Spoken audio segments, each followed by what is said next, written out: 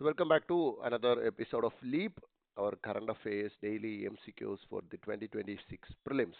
So first question, നോക്കൂ recent ഒരുപാട് തവണ ന്യൂസിൽ പ്രത്യക്ഷപ്പെട്ട ഒരു സബ്ജക്റ്റാണ് നീലഗിരി ഥാർ എന്ന് പറയുന്നത്. അതായത് നമ്മുടെ വരയാട് അല്ലേ? അപ്പം അതിനെക്കുറിച്ചിട്ടാണ് 4 സ്റ്റേറ്റ്മെന്റ്സ് തന്നിട്ടുള്ളത്. നോക്കൂ, it is listed as critically endangered in the IUCN red list. IUCN red ലിസ്റ്റിൽ എന്താണ് ക്രിട്ടിക്കലി എൻഡേഞ്ചേർഡ് ആയിട്ടാണ് നീലഗിരി താറിനെ ലിസ്റ്റ് ചെയ്യപ്പെട്ടിട്ടുള്ളത് എന്ന് ഫസ്റ്റ് സ്റ്റേറ്റ്മെന്റ് പറയുന്നു. സോ അത് ക്രിട്ടിക്കലി എൻഡേഞ്ചേർഡ് ആണോ അല്ലയോ എന്നുള്ളതാണ് അവിടുത്തെ ഒരു കീ ആയിട്ടുള്ള പോയിന്റ്. ഓക്കെ, നെക്സ്റ്റ് സ്റ്റേറ്റ്മെന്റ് നോക്കൂ, it is protected under schedule 1 of the wild life protection act. നമുക്കറിയാം നമ്മുടെ വൈൽഡ് ലൈഫ് പ്രൊട്ടക്ഷൻ ആക്ടിലുള്ള ഷെഡ്യൂൾ 1, 2, 3, 4 ഒക്കെ നമ്മൾ കേട്ടിട്ടുണ്ട്. അപ്പം നമ്മളുടെ വൈൽഡ് ലൈഫ് പ്രൊട്ടക്ഷൻ ആക്ട് 1972 പ്രകാരം എന്താണ് ഷെഡ്യൂൾ 1-ലാണ് ഇത് ഉൾപ്പെടുത്തിയിരിക്കുന്നത്. സോ ഷെഡ്യൂൾ 1 എന്നുള്ളതാണ് അവിടുത്തെ key. And third statement, Nilagiri Thar is endemic to the Shola grasslands ecosystem of the Western Ghats, mainly in Kerala and Tamil Nadu. So, Nilagiri Thar, അല്ലെങ്കിൽ വരയാട് എന്ന് പറയുന്നത് western ഗാഡ്സിലെ ഷോള ഗ്രാസ്ലാൻഡിൽ endemic ആയിട്ടുള്ളതാണ്. അതായത് അവിടെ മാത്രം കാണപ്പെടുന്ന ഒരു മൃഗമാണ് നീലഗിരി ഥാർ എന്ന് മൂന്നാമത്തെ സ്റ്റേറ്റ്മെന്റ് പറയുന്നു. And fourth one, Iravikulam National Park in Kerala holds nearly 90% of the state's Nilagiri Thar population. അതായത് സംസ്ഥാനത്തിലെ കേരളത്തിലുള്ളതിൻ്റെ 90% പോപ്പുലേഷനും എവിടെയാണ്? ഇരവികുളം നാഷണൽ പാർക്കിലാണ് എന്ന് പറയുന്നു. ഇത് ഈസി ആയിട്ട് നമുക്ക് എന്ത് പറയാം? ട്രൂ ആണ് എന്ന് പറയാം. കാരണം നമ്മൾ വരയാട് എന്നും പറഞ്ഞ് കേൾക്കുമ്പോൾ നമ്മുടെ മനസ്സിലേക്ക് ആദ്യം വരുന്ന പേരെന്താണ്? ഇരവികുളം നാഷണൽ പാർക്ക് തന്നെയാണ്. സോ സ്വാഭാവികമായിട്ടും അത് നമുക്ക് ട്രൂ ആയിട്ട് കൺസിഡർ ചെയ്യാം. മാത്രമല്ല ഇത് റിലേറ്റ് ചെയ്തിട്ടായിരുന്നു ഈയിടെ വന്നിരുന്ന ന്യൂസ് ഉണ്ടായിരുന്നത്. അതായത് ഇന്ത്യയിലെ നീലഗിരി താർ പോപ്പുലേഷനെ കുറിച്ചിട്ടുള്ള ഒരു കണക്ക് എല്ലാ ന്യൂസ് പേപ്പറിലും ഉണ്ടായിരുന്നു. ഹിന്ദുവിൽ അതിനെക്കുറിച്ച് ഒരു 1-2 തവണ ന്യൂസ് വരികയും ചെയ്തു. ഓക്കെ, അതിനകത്ത് മെയിനായിട്ട് പറഞ്ഞിരുന്നത് ഇരവികുളത്ത് ഇത്രയധികം പോപ്പുലേഷൻ ഉണ്ട് എന്ന് പറഞ്ഞിരുന്നു. സോ അതുവഴി നമുക്ക് എന്താണ് 4 റൈറ്റ് ആൻസർ ആണ് എന്നറിയാം. അതായത് ഇത് റൈറ്റ് ആൻസർ ആവാനുള്ള ചാൻസ് ഇല്ല, ബാക്കി എല്ലാത്തിനും 4 ഉണ്ട്. ഓക്കെ, ആൻഡ് 4 അറിയാവുന്നുള്ളവർക്ക് എന്തായാലും 3യും നമുക്ക് ഗസ് ചെയ്യാം. അതായത് 3യും ഗസ് ചെയ്യപ്പെടാവുന്ന ഒരു കാര്യമാണ്. അതായത് നീലഗിരി ഥാർ എന്താണ്? വെസ്റ്റേൺ ഗാഡ്സ് എന്നാണ് നമ്മൾ കേൾക്കുന്നത്. എവിടെയാണ്? നമ്മൾ കേരളത്തിൽ കേൾക്കുന്നത് നമ്മുടെ ഇരവികുളം നാഷണൽ പാർക്കിലുണ്ട് എന്നാണ് പറഞ്ഞ് കേൾക്കുന്നത്. മാത്രമല്ല നമുക്കറിയാം ഇത് തമിഴ്നാടിൻ്റെ സ്റ്റേറ്റ് ആനിമലും കൂടെയാണ്. അപ്പോൾ അങ്ങനെ വരുമ്പോൾ നമ്മുടെ ആ ഒരു ബോർഡർ ഗ്രാസ് ലാൻഡ്സ് എക്കോസിസ്റ്റത്തിലാണ് ഇതിനെ കൂടുതലും കാണുന്നത്. So we can take 3 also as right അല്ലേ? ഓപ്ഷൻ 3യും റൈറ്റ് ആയിട്ട് നമുക്ക് കൺസിഡർ ചെയ്യുകയാണെങ്കിൽ വീണ്ടും എന്താണ്? ഒന്നുകിൽ ബി ആവാം, അല്ലെങ്കിൽ എന്താവാം? ഡി ആവാം. ഇനിയും 1 ആണോ 2 ആണോ എന്നുള്ള കാര്യത്തിൽ 2 നമുക്ക് കുറച്ചും കൂടെ ഗസബിളാണ്. കാരണം നമ്മുടെ നാട്ടിലുള്ള ഒരുമാതിരിപ്പെട്ട ഇങ്ങനത്തെ റെയർ സ്പീഷീസിനെ ഒക്കെ നമ്മൾ ഷെഡ്യൂൾ 1-ലാണ് ഉൾപ്പെടുത്തിയിട്ടുള്ളത്. നമുക്ക് നോക്കിയാൽ തന്നെ കാണാം. റെയർ ആയിട്ടുള്ള സ്പീഷീസിനെ ഒക്കെ നമ്മൾ എവിടെയാണ്? ഷെഡ്യൂൾ 1-ലാണ് ഉൾപ്പെടുത്തിയിട്ടുള്ളത്. അതുകൊണ്ട് നമുക്ക് 2 റൈറ്റ് ആയിട്ട് എടുക്കുകയാണെങ്കിലും സ്റ്റിൽ ബി ഓർ ഡി എന്നുള്ള ഒരു സാധനം വരുന്നുണ്ട്. അപ്പോൾ അവിടെയാണ് നമ്മൾ മനസ്സിലാക്കേണ്ടത് എന്താണ്? ഇവിടെ അത്യാവശ്യം നല്ല പോപ്പുലേഷൻ ഉണ്ട് എന്നാണ് ന്യൂസ് വന്നത്. അത് ഞാൻ ഓൾറെഡി പറഞ്ഞു കഴിഞ്ഞു. അതായത് കേരളത്തിലും തമിഴ്നാട്ടിലുമായിട്ട് എന്തുണ്ട്? നീലഗിരി താറിൻ്റെ നല്ലൊരു പോപ്പുലേഷൻ ഉണ്ട്. അങ്ങനെ നല്ലൊരു പോപ്പുലേഷൻ ഉണ്ടെങ്കിൽ അതൊരിക്കലും ക്രിട്ടിക്കലി എൻഡേഞ്ചേർഡ് ആവാനുള്ള സാധ്യതയില്ല. എൻഡേഞ്ചേർഡ് ആവാം, പക്ഷേ ക്രിട്ടിക്കലി എൻഡേഞ്ചേർഡ് ആവാനുള്ള സാധ്യതയില്ല എന്നുള്ള ഒരു ഗസ് എടുക്കുകയാണെങ്കിൽ we have the right option B. എന്നുവെച്ചാൽ ഇങ്ങനെ നിങ്ങൾക്ക് നമ്മൾ കാണുന്ന ന്യൂസിൽ നിന്നും എല്ലാം ഒന്നും പഠിച്ചില്ലെങ്കിലും ആ ന്യൂസിനെ അടിസ്ഥാനമാക്കിക്കൊണ്ട് നമുക്ക് എന്ത് ചെയ്യാൻ പറ്റണം? നമുക്ക് ഗസ് ചെയ്യാൻ നോക്കണം. അതാണ് ഏറ്റവും വലിയ കാര്യം. നിങ്ങൾക്കിപ്പോൾ ക്രിട്ടിക്കലി എൻഡേഞ്ചർ ആണോ അല്ലയോ എന്ന് അറിഞ്ഞില്ലെങ്കിലും നിങ്ങൾ ന്യൂസ് കണ്ടിട്ടോ ആരെങ്കിലും പറഞ്ഞു കേട്ടിട്ടോ ഉണ്ടാവും എന്ത്? ഇതിനെക്കുറിച്ച് ന്യൂസ് വന്നു, നല്ല പോപ്പുലേഷൻ ഉണ്ട്. അപ്പം നല്ല പോപ്പുലേഷൻ ഉണ്ട് എന്ന് കേൾക്കുമ്പോൾ തന്നെ അതൊരിക്കലും ക്രിട്ടിക്കലി എൻഡേഞ്ചർ ആവാൻ സാധ്യതയില്ല എന്നുള്ള ഒരു തോന്നൽ നമ്മുടെ മനസ്സിലേക്ക് വന്നേ പറ്റത്തുള്ളൂ. എന്നാൽ മാത്രമേ നിങ്ങളുടെ ഗസ് വർക്ക് കുറച്ചും കൂടെ സ്മൂത്ത് ആവത്തുള്ളൂ. ഞാൻ പറയുന്നത് മനസ്സിലായോ? ഇനി നീലഗിരി താർ എന്ന് പറയുന്നത് എൻഡേഞ്ചേർഡ് ആണ്, ക്രിട്ടിക്കലി എൻഡേഞ്ചേർഡ് അല്ല.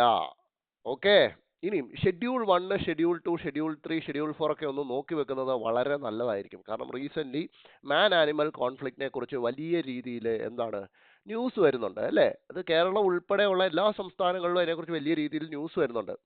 അപ്പം എൻ്റെ ഒരു ചോദ്യം, ഷെഡ്യൂൾ 1-ൽ പെടുന്ന ആനിമൽസിനെ ഹണ്ട് ചെയ്യാനൊക്കുമോ? ഷെഡ്യൂൾ 1-ൽ പെടുന്ന ആനിമൽസിനെ ഹണ്ട് ചെയ്യാൻ ഒക്കുമോ? ഷെഡ്യൂൾ 1 എന്ന് പറഞ്ഞാൽ എന്താ? അത്രയധികം പ്രൊട്ടക്ഷൻ കൊടുത്തുകൊണ്ട് നമ്മൾ സംരക്ഷിക്കുന്ന ആനിമൽസ് ആണ് ഷെഡ്യൂൾ 1-ൽ പെടുന്നത്. ഷെഡ്യൂൾ 1-ൽ പെടുന്ന ആനിമൽസിനെ ഹണ്ട് ചെയ്യാൻ ഒക്കും. ഹണ്ട് ചെയ്യാൻ ഒക്കും എന്നാണ് ഞാൻ പറയുന്നത്. തീർച്ചയായിട്ടും ശരിയാണ്. കാരണം ചീഫ് വൈൽഡ് ലൈഫ് വാർഡൻ ആണ് ഇതിനകത്ത് തീരുമാനം എടുക്കേണ്ടത്. Chief wild life warden. ഈ പോസ്റ്റ് അത്ര ഇമ്പോർട്ടൻ്റ് ആയിട്ടുള്ള ഒരു പോസ്റ്റാ. അപ്പൊ ചീഫ് വൈൽഡ് ലൈഫ് വാർഡന് തോന്നുകയാണ് ഷെഡ്യൂൾ 1-ൽ പെടുന്ന ഒരു മൃഗം ജനങ്ങളുടെ ജീവന് അത്യധികം ഭീഷണിയാവുകയോ അല്ലെങ്കിൽ ആ ആനിമലിന്റെ തന്നെ ആരോഗ്യം വളരെ വഷളായിട്ട് പോകുകയോ ഒക്കെ ചെയ്യുകയാണെങ്കിൽ, അങ്ങനത്തെ സാഹചര്യം ചീഫ് വൈൽഡ് ലൈഫ് വാർഡന് ബോധ്യപ്പെടുകയാണെങ്കിൽ അദ്ദേഹത്തിന് അതിനെ ഹണ്ട് ചെയ്യാനുള്ള അനുമതി നൽകാനൊക്കും. ഹണ്ട് ചെയ്യുക എന്നേ പറഞ്ഞിട്ടുള്ളൂ, കില്ല് ചെയ്യുക എന്ന് പറഞ്ഞിട്ടില്ല കേട്ടോ. ഹണ്ട് ചെയ്യാനുള്ള അനുമതി അദ്ദേഹത്തിന് കൊടുക്കാനൊക്കും. ഓക്കെ, അപ്പം ഇത് നിങ്ങളുടെ മനസ്സിൽ എപ്പോഴും ഉണ്ടാവണം. ഷെഡ്യൂൾ 1-ൽ പെടുന്ന ആനിമലിനെയും ഹണ്ട് ചെയ്യാൻ അനുമതി കൊടുക്കാനൊക്കും. അത് chief wild life വാർഡന് ബോധ്യപ്പെടണം.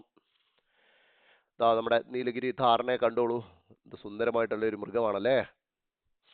So second question ethanol ബ്ലെൻഡിങ്ങിനെ കുറിച്ചാണ്. എഥനോൾ ബ്ലെൻഡഡ് പെട്രോളിയത്തെ കുറിച്ച് ഇപ്പോൾ ഒരുപാട് ഊഹാപോഹങ്ങൾ എന്താണ് എയറിൽ നിൽപ്പുണ്ട് അല്ലേ.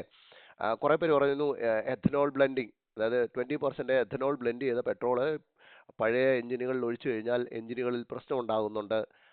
മന്ത്രി പറയുന്നു അങ്ങനത്തെ പ്രശ്നങ്ങളൊന്നുമില്ല, അതിനെ ബോധവൽക്കരിക്കണം ആളുകൾക്ക് എന്നൊക്കെ പറഞ്ഞു വരുമ്പോൾ നമ്മൾ അതിനെക്കുറിച്ച് കൂടുതൽ ഡെപ്തിൽ പഠിക്കണം. അപ്പോൾ which one of the following statements is correct about ethanol blending in petrol എന്നാണ് ചോദിച്ചിരിക്കുന്നത്. അതായത് ഇപ്പോഴത്തെ സ്റ്റേറ്റ് പ്രകാരം നമുക്കിവിടെ 20% പെട്രോളിൽ എഥനോൾ ബ്ലെൻഡ് ചെയ്യുന്നുണ്ട്. എന്താണ് റീസൺ? നമ്മളിങ്ങനെ ഒരു കാര്യം കണ്ടുവരുമ്പോൾ എന്തിന് ബ്ലെൻഡ് ചെയ്യണം, അതായത് പെട്രോളിൽ എഥനോൾ എന്തിന് മിക്സ് ചെയ്യണം എന്നുള്ളൊരു കാര്യം നമ്മൾ അറിഞ്ഞിരിക്കണം ആസ് ആൻ ആസ്പിരന്റ്. വേണ്ടേ? തീർച്ചയായിട്ടും വേണം. അപ്പം അതാണ് ഈ ചോദ്യം. ഫസ്റ്റ് ഓപ്ഷൻ പറയുന്നത് it increases the octane number of fuel. അപ്പൊ ഇതിനകത്ത് കണ്ടോ ഇങ്ങനെ വാക്ക് അവിടെ കിടപ്പുണ്ട്. ഒക്ടെയിൻ നമ്പർ എന്താണ് എന്ന് പിന്നെ എഞ്ചിനീയറിംഗ് ഒക്കെ പഠിച്ചിട്ടുള്ള ആളുകൾക്ക് അത് അറിയായിരിക്കും. ഒക്ടെയിൻ നമ്പർ എന്താണ്, സീറ്റൈൻ നമ്പർ എന്താണെന്നൊക്കെ. അല്ലാത്തവരെ സംബന്ധിച്ചിടത്തോളം ഒക്ടെയിൻ നമ്പർ എന്ന് പറയുന്ന ഒരു എന്തോ ടെക്നിക്കൽ ടേം മാത്രമായിട്ട് ഒതുങ്ങും. പക്ഷെ ഞാൻ ചോദിക്കട്ടെ, നമ്മുടെ എല്ലാവരുടെയും ലൈഫിൽ നമ്മൾ ഈ സാധനം ഒരിക്കലെങ്കിലും പെട്രോൾ പമ്പിൽ പോകുമ്പോൾ കണ്ടിട്ടുണ്ട്. ഹൈ ഒക്ടെയിൻ പെട്രോൾ എന്നൊക്കെ പറഞ്ഞ് അവിടെ എഴുതി വെച്ചിട്ടുണ്ട്. പക്ഷേ എല്ലാ പെട്രോൾ പമ്പുകളിലും ഹൈ ഒക്ടെയിൻ പെട്രോൾ അല്ലെങ്കിൽ പവറുള്ള പെട്രോൾ എന്നൊക്കെ പറഞ്ഞിട്ട് വില കൂടിയ പെട്രോൾ നമുക്ക് അവിടെ കാണാമല്ലോ. മനസ്സിലായില്ലേ? അപ്പം അത് നമ്മുടെ ലൈഫിൽ നമ്മൾ കടന്നു പോയിട്ടുള്ള ഒരു കാര്യമാണ്. അതെന്താണ് എന്ന് നമ്മൾ അറിഞ്ഞിരിക്കണം.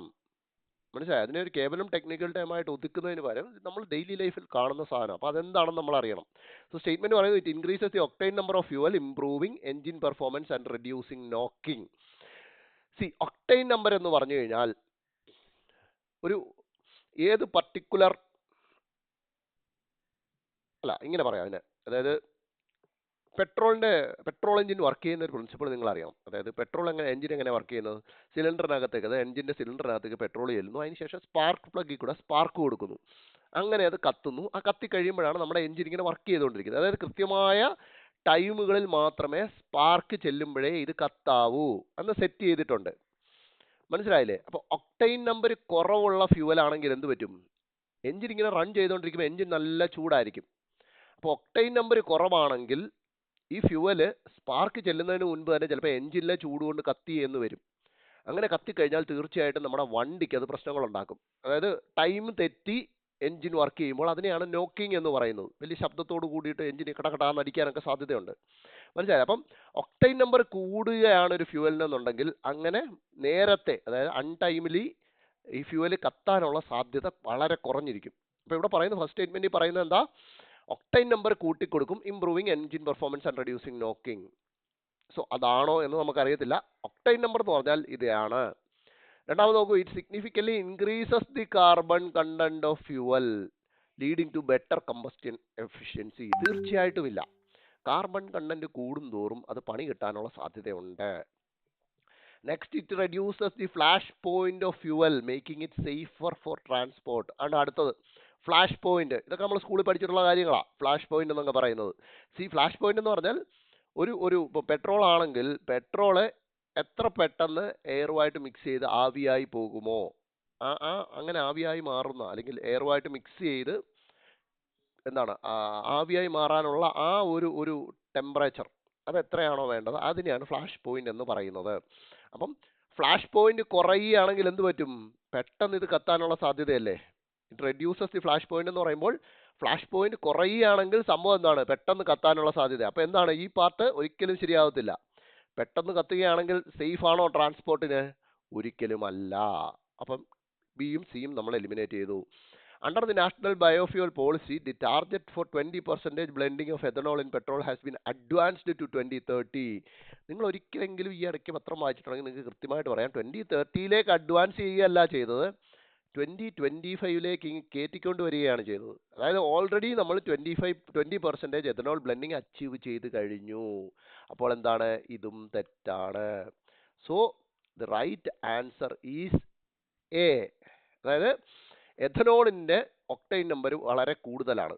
അതുകൊണ്ട് തന്നെ സ്വാഭാവികമായിട്ടും പെട്രോളിലേക്ക് എഥനോൾ മിക്സ് ചെയ്ത് കഴിയുമ്പോൾ ടോട്ടൽ മിക്സ്ചർ എഥനോൾ ബ്ലെൻഡഡ് പെട്രോളിൻ്റെ ഒക്ടൈൻ നമ്പർ കൂടും. അതുവഴി എൻജിൻ നോക്കിങ് തടയാനൊക്കും. പിന്നെ സിയുടെ ആദ്യത്തെ പാർട്ട്, ഈ പാർട്ട് കറക്റ്റാ, ഫ്ലാഷ് പോയിന്റ് കുറയ്ക്കും. പക്ഷെ ഫ്ലാഷ് പോയിന്റ് കുറയുന്നതുകൊണ്ട് ഒരിക്കലും ട്രാൻസ്പോർട്ടിന് സേഫർ ആവത്തില്ല. ആ സെക്കൻഡ് പാർട്ടാണ് അവിടെ തെറ്റിയത്. ക്ലിയർ ആയോ? ഓക്കെ. മറ്റൊരു എൻവയൺമെന്റ് റിലേറ്റഡ് ക്വസ്റ്റ്യൻ വരുന്നു. Consider the following protected areas in India. 5 എണ്ണം തന്നിട്ടുണ്ട്. Debrigarh wildlife sanctuary, Simlipal national park, Satkosia tiger reserve, Gorumara national park and Nagarhole national park. How many of the above are located in Odisha? ഒഡീഷയിൽ ഇതിൽ എത്ര എണ്ണം സ്ഥിതി ചെയ്യുന്നുണ്ട് എന്നാണ് ചോദ്യം.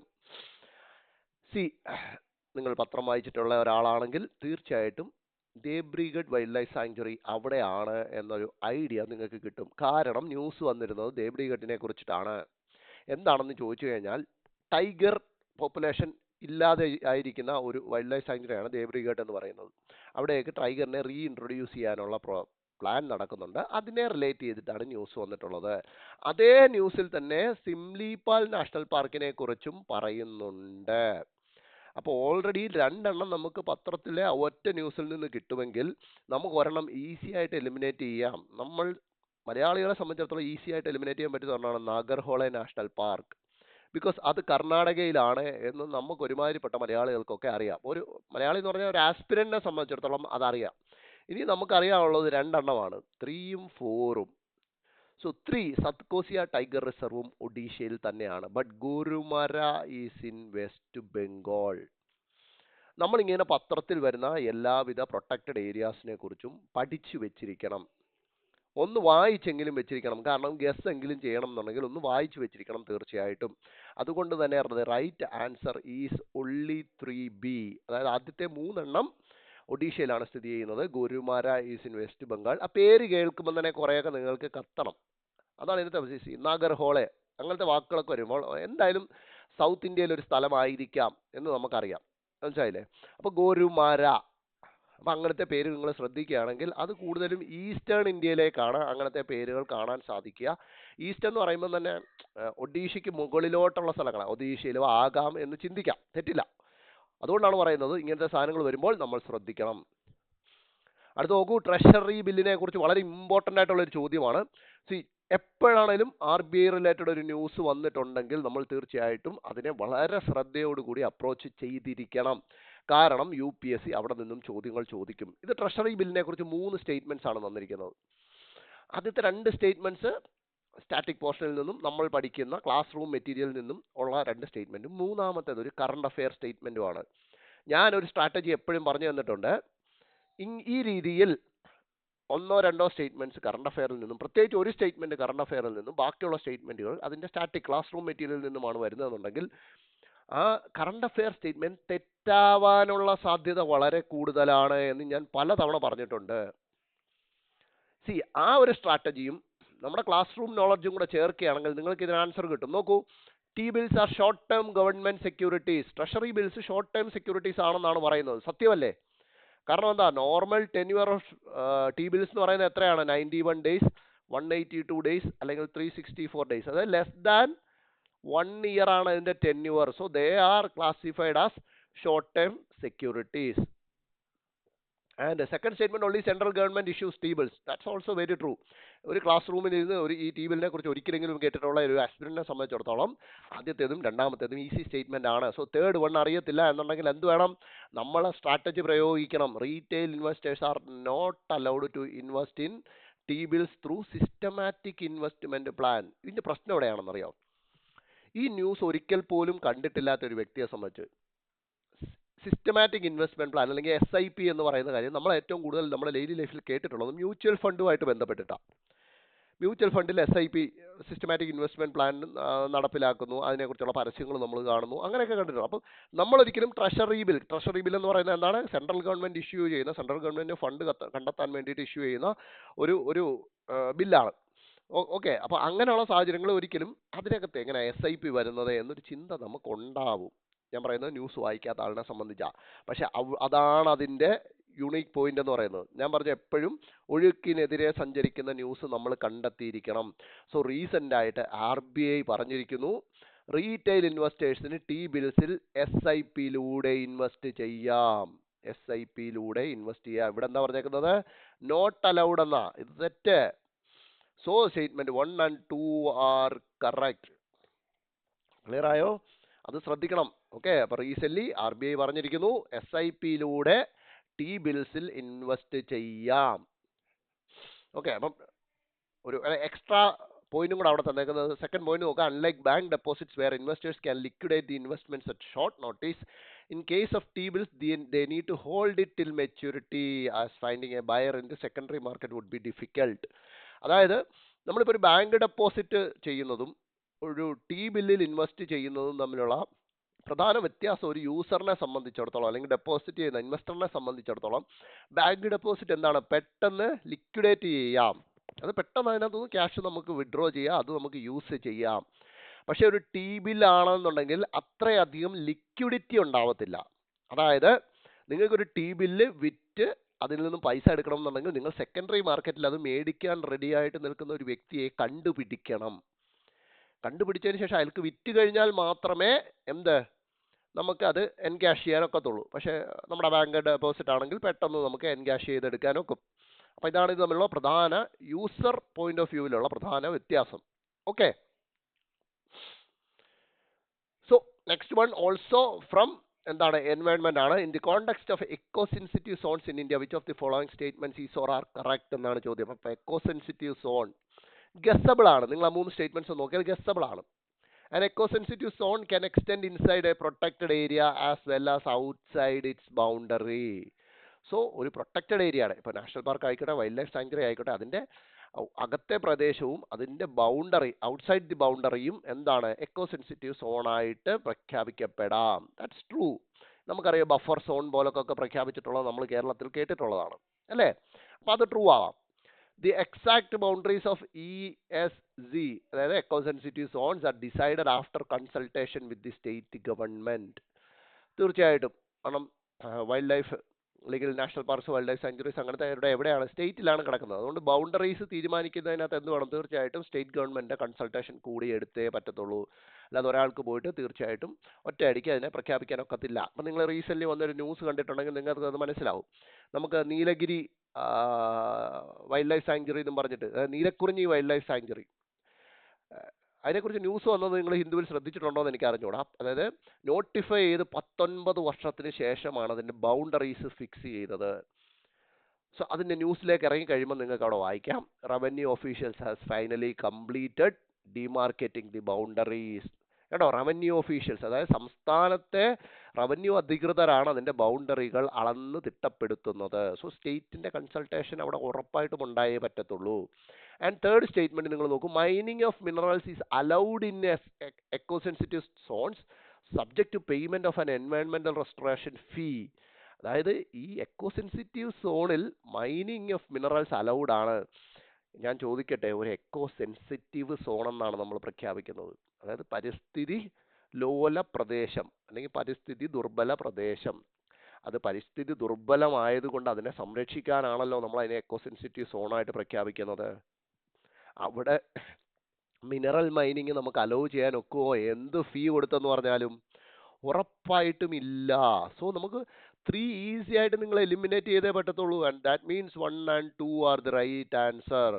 സോ നമ്മുടെ എൻവയോൺമെന്റ് പ്രൊട്ടക്ഷൻ ആക്ട് 1986 പ്രകാരം it empowers the union government to impose restrictions in any area to protect and improve quality of environment. So union ഗവൺമെന്റിനാണ് എക്കോ സെൻസിറ്റീവ് സോൺസിനെ പ്രഖ്യാപിക്കാനുള്ള അവകാശമുള്ളത്. പക്ഷേ സ്റ്റേറ്റുമായിട്ട് കൺസൾട്ട് ചെയ്തേ പറ്റത്തുള്ളൂ. അപ്പോൾ അങ്ങനെയാണെങ്കിൽ മറ്റൊരു ചോദ്യം അല്ലെങ്കിൽ സ്റ്റേറ്റ്മെന്റ് നിങ്ങളിലേക്ക് വരാം. ഇത്ര കിലോമീറ്റർ ആണ്, അതായത് ഒരു വൈൽഡ് ലൈഫ് നാഷണൽ പാർക്കിൻ്റെ അല്ലെങ്കിൽ വൈൽഡ് ലൈഫ് സാങ്ച്വറിയുടെ ബൗണ്ടറി, അതായത് റേഡിയസ് ഒരു 10 കിലോമീറ്റർ റേഡിയസിലാണ് എക്കോ സെൻസിറ്റീവ് സോൺ എന്നൊരു സ്റ്റേറ്റ്മെന്റ് വരികയാണെങ്കിൽ അതും തെറ്റായിട്ട് കൺസിഡർ ചെയ്യണം. പണ്ട് ഒരു 10 കിലോമീറ്റർ എന്ന് പറയുന്ന ഒരു സോൺ വെച്ചിട്ടുണ്ടായിരുന്നെങ്കിൽ ഇപ്പം അങ്ങനെയല്ല, സൈറ്റ് സ്പെസിഫിക് ആയിട്ടാണ്. മനസ്സിലായില്ലേ? ഓരോ സൈറ്റിനും അതിൻ്റേതായിട്ടുള്ള എക്കോ സെൻസിറ്റീവ് സോൺ പ്രഖ്യാപിക്കുകയാണ് ഇപ്പോൾ ചെയ്തുകൊണ്ടിരിക്കുന്നത്. സോ എക്കോ സെൻസിറ്റീവ് സോണിന് ഒരു ഫിക്സഡ് വിഡ്ത്ത് ഇല്ല, ഇറ്റ് ഈസ് സൈറ്റ് സ്പെസിഫിക് എന്ന് നമ്മൾ അറിഞ്ഞിരിക്കണം.